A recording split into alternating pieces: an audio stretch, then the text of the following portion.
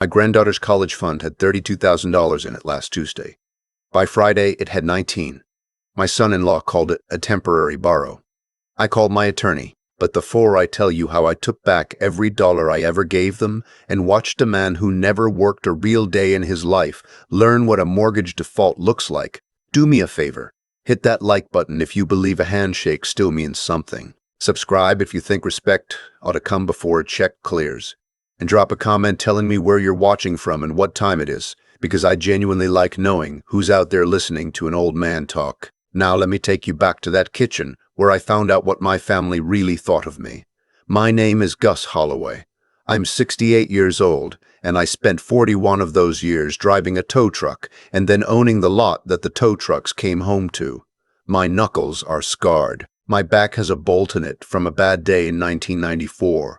I wear the same brown Carhartt jacket I've worn for 15 years, and when I walk into a room, people see exactly what they expect to see. A tired old man who probably needs help finding his reading glasses. What they don't see is the rest of it. For years, every spare dollar I made went somewhere quiet. A car wash in Dayton, 2 storage facilities off Route 4, a little strip of commercial property near the university that I bought when nobody wanted it, back when the neighborhood was nothing but boarded windows and weeds. I never told a soul. My late wife Marion knew. After she passed, the only other person who knew the full shape of it was my accountant, a sharp woman named Priya, who's been keeping my books for 2 decades. Everybody else, including my own daughter, figured I was a retired tow operator scraping by on Social Security and a modest savings account. I let them think it. I'm not a man who needs people to know what he has. I learned a long time ago that the moment folks find out you've got money, they stop seeing you and start seeing a number. My daughter, Delia, married a man named Trenton Page about 9 years ago. Trenton is the kind of fellow who has a firm handshake and a smile he practices in the mirror. He sells something. It changes every couple of years. Solar panels, then crypto, then a consulting venture, then some kind of supplement business with a logo that looked like it cost more than the product ever earned. He has never in 9 years held a job longer than 14 months. But he always has a new watch. When they had Lily, my granddaughter, something cracked open in me. I'm not ashamed to say it. That little girl had me wrapped around her finger before she could hold her own head up. And the day she was born, I sat down with Priya and we opened a 529 college savings account in her name. I put in $12,000 to start, and I set up an automatic transfer. $300 a month, every month, no exceptions. By the time Lily turned 7 this past spring, that account was sitting just over $32,000. It was going to be enough, with a few more years, to send that girl anywhere she wanted to go. I never made a big deal out of it. Delia knew the account existed. Trenton knew too. I'd told them both, plainly, the day I set it up, this money is for Lily, for school, and for nothing else. It is not a rainy day fund. It is not a loan. It does not exist for anybody but her. Trenton had shaken my hand and looked me dead in the eye and said, "Gus, I would never touch that. That's sacred." I believed him. That was my mistake. Now, here's a thing you need to understand about how I had it set up. When I opened the 529, I made it a custodial arrangement, and in a moment of trust I'd later regret, I'd added Trenton as an authorized contributor and contact, thinking he and Delia would be the ones managing it once Lily got older. It seemed reasonable at the time. He was the father. I figured a man wants to feel like part of his own child's future. What I didn't realize was how easy I'd made it for him to do what he did. It was a Tuesday in late September when Priya called me. She doesn't call unless it matters. She manages the automatic transfers and keeps an eye on all my accounts, and she'd flagged something. "Gus," she said, "there's been a withdrawal from Lily's 529. 2 of them, actually. One last week, one yesterday. Total of $13,100. I was standing in my kitchen with a cup of coffee going cold in my hand. I remember the exact spot on the floor where I was standing. "That's not possible," I said. "Nobody touches that account." "It was authorized," she said gently. "The contributor on file initiated it. There's a 10% penalty and tax implications because it wasn't used for qualified education expenses. But the system let it through because the account permissions allowed it. The contributor on file, Trenton. I didn't say anything for a long moment.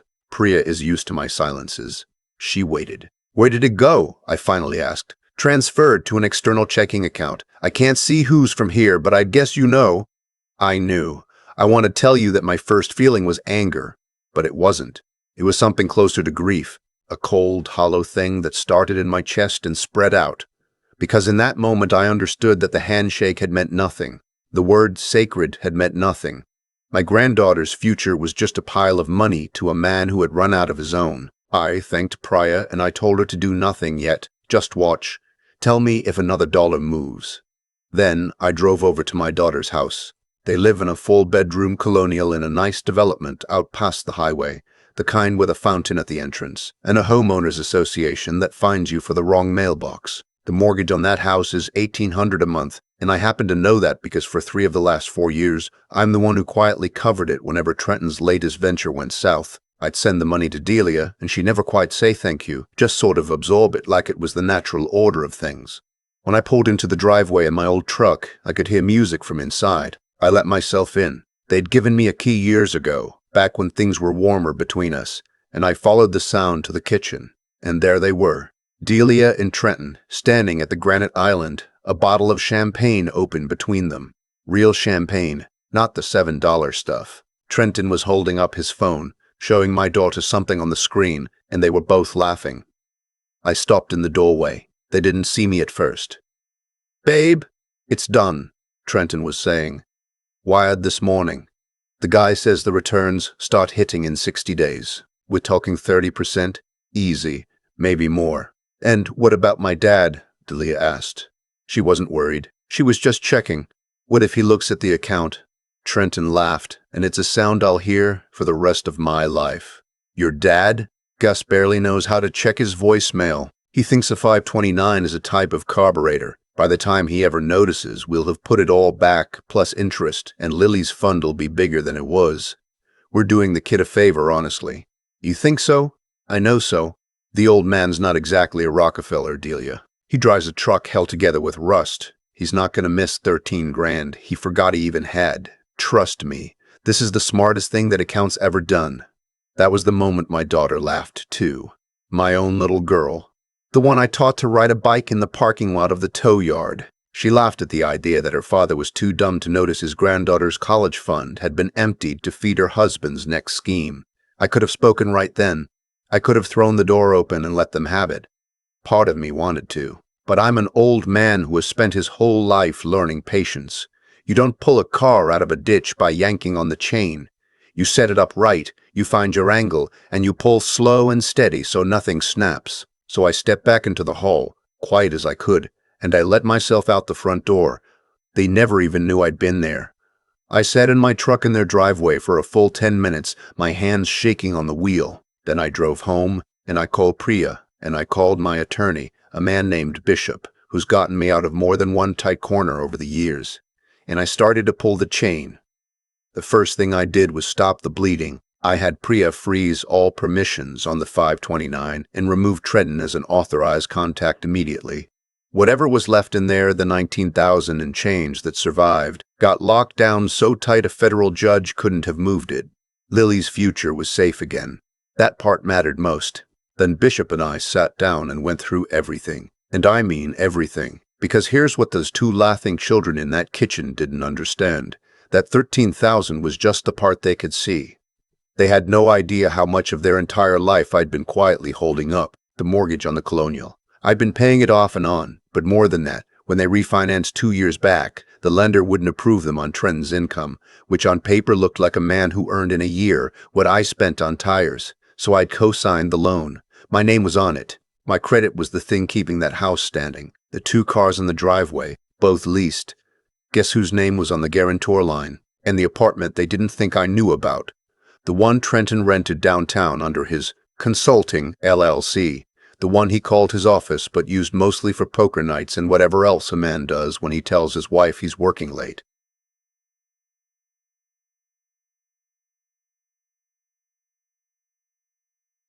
That LLC had taken a loan to get started. A loan from a man Trenton had been introduced to at a country club. That man, it turned out, was an old friend of mine named Walt, who owed me a favor and had been waiting patiently for the day I'd call it in. I'm not a vindictive man by nature. I want to be clear about that. If Trenton had come to me hat in hand and said, "Gus, I'm in trouble, I did a foolish thing, I'm sorry," I might have found it in me to forgive. People make mistakes. God knows I'd made my share. But he didn't come to me. He laughed at me. He looked at the man whose money was holding up his entire life and called him too stupid to notice. And my daughter laughed along. So I made some calls. Over the next 2 weeks, I worked slow and quiet. I told Bishop to draft a notice removing my name from the Colonial's mortgage as cosigner, which, under the terms of the loan, triggered an immediate review of their qualification to hold it. I called Walt and told him I was finally ready for him to repay that favor, and the favor was simple. Call in the LLC loan. Demand it in full. I called the leasing company on the cars, the one I had the guarantor relationship with, and I quietly informed them I would no longer be standing behind those agreements, effective the first of the month. And then I did the thing that I'll admit gave me a grim kind of satisfaction. I had prior prepare a complete itemized accounting of every dollar I had given that family over 9 years, every mortgage payment, every emergency loan that was never repaid, every car repair, every credit card I'd quietly paid down, every dinner, every vacation I'd funded, thinking I was helping my daughter build a life. It came to just under $300,000. $300,000. And a man who'd never said a real thank you for any of it had the nerve to call me a fool. I let it all come due at once. Bishop and I timed it. We picked a Saturday. I didn't tell them I was coming. I just showed up. They were having people over, of course they were. Trenton had apparently told his circle that he'd closed on a big opportunity, and there was a little gathering on the back patio, a dozen or so of his crypto bro friends and a couple of the neighborhood couples Delia liked to impress.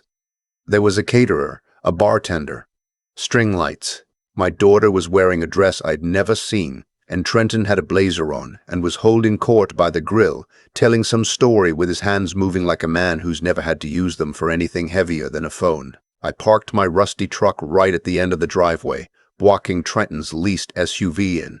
Then I walked around the side of the house and into the backyard. The conversation kind of died as people noticed me. I'm not a small man, and I don't dress for parties. I stood there in my brown jacket, and the laughter trickled off. Trenton spotted me and put on the smile. "Gus, hey buddy, didn't know you were coming.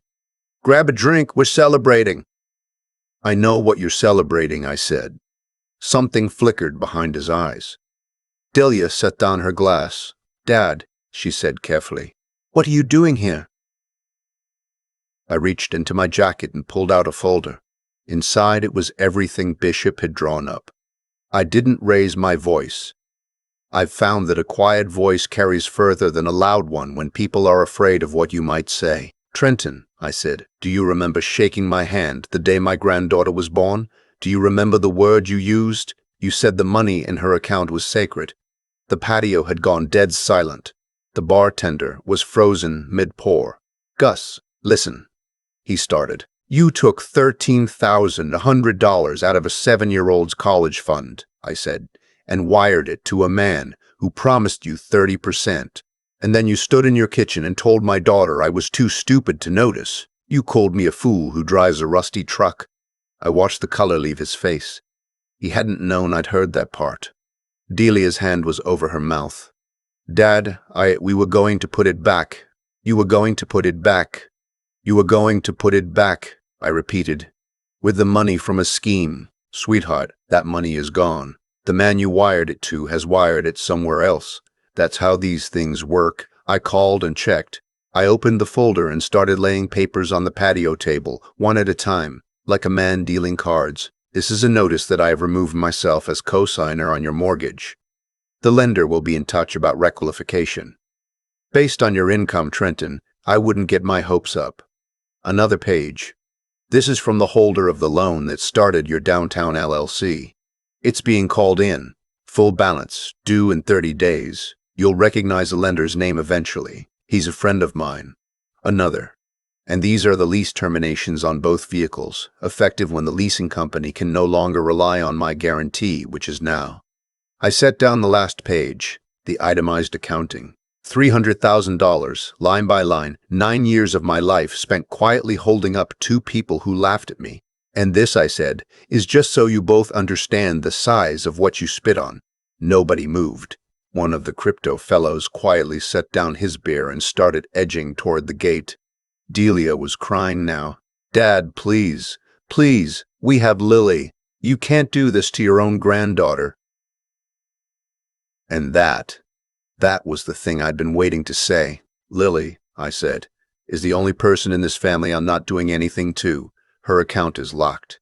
Every dollar I have when I'm gone goes into a trust for that little girl, managed by people who can't be sweet-talked or laughed into handing it over. She'll go to any college she wants. She'll never need a dime from either of you. The only thing I'm taking back is what I gave to the two of you. And the two of you earned this. Trenton finally found his voice, and it came out small and ugly. You can't just, this is illegal. You can't pull a mortgage out from under us. I had 3 different attorneys make sure I could, I said. Every bit of it is legal. You're welcome to read the folder. I turned to my daughter, and this was the only part that hurt. Delia, I taught you to ride a bike in a parking lot full of broken-down cars because it was the only space I had. I worked nights so you could sleep through them. I never asked you for anything but to be a decent person. And last week you stood in your kitchen and laughed at me. My voice caught just for a second. I'm not ashamed of that either. I don't have it in me to laugh back. I'm just done. I picked up my keys. The truck's blocking your SUV, I said. I'll move it. You won't have it much longer anyway. And I walked back through that silent yard, past the string lights and the abandoned drinks and the caterer who didn't know whether to keep serving, and I got in my truck and I backed out of that driveway for the last time. I'd love to tell you it felt like victory. It didn't, not exactly. Victory is when you win something you wanted. I didn't want any of this.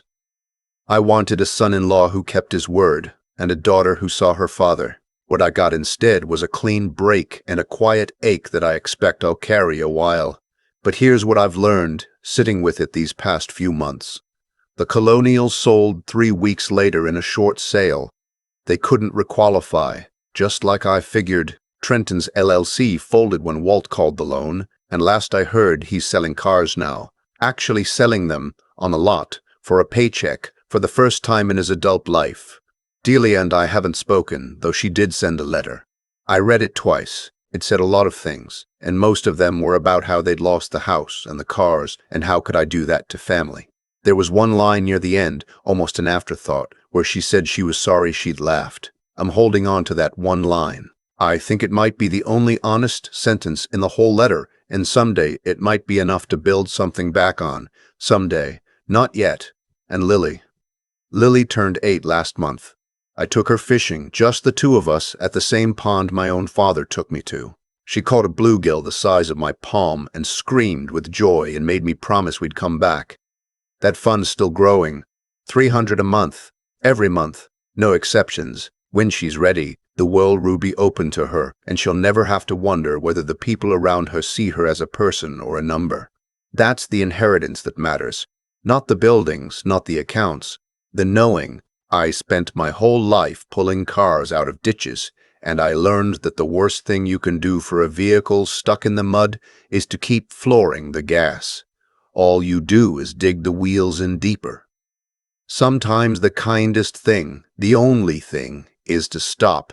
Stop pushing. Stop paying. Let the engine go quiet, and let the people in it figure out how to climb out on their own 2 feet. I gave my family everything I had for 9 years, and they thanked me by deciding I was too foolish to notice. So I stopped flooring the gas, and for the first time in a long time the road behind me is quiet, and the road ahead belongs to a little girl with a fishing rod who will never once have to call anyone a fool to feel like somebody. I keep coming back to that handshake on the day Lily was born, the one where Trenton looked me in the eye and called her fund sacred. A man's word is a thing he builds, brick by brick, the same way I built everything I own. Trenton never understood that. He thought words were just sounds you made to get what you wanted, and so when the test finally came, there was nothing underneath them. That's the whole story right there. He didn't lose the house and the cars because I was cruel. He lost them because for 9 years he chose the easy lie over the hard truth, and easy lies always come due. Cause and effect. You can dodge the bill for a long time, but it never stops adding up.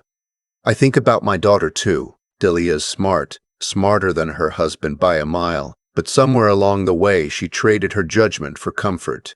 She knew, sitting in that kitchen, that taking a child's college money to chase a 30% promise was wrong. She knew it the way you know your own name, but knowing a thing and having the backbone to say it out loud are two different muscles, and she'd let one of them go soft. That's the part I'd warn any young person about. It isn't enough to be clever. Cleverness without the spine to do right just makes you better at fooling yourself. If I could sit Lily down at the age she'll someday be old enough to hear it, here's what I'd tell her. Be the kind of person whose word means something. Because in the end, your character is the only property nobody can foreclose on. Use your head. Really use it. Not to win arguments or dodge consequences, but to see clearly what's true even when a lie would be more pleasant. And when the truth costs you something, pay it. That's the hard one. Doing the right thing is rarely the easy thing. And the people who manage it aren't the ones who feel no fear. They're the ones who feel it and hold steady anyway. I'm 68. I don't have the years left to fix what went wrong with my daughter, and I've made peace with that mostly. But I've got time enough to plant something in that little girl. Not money. Money's just the soil.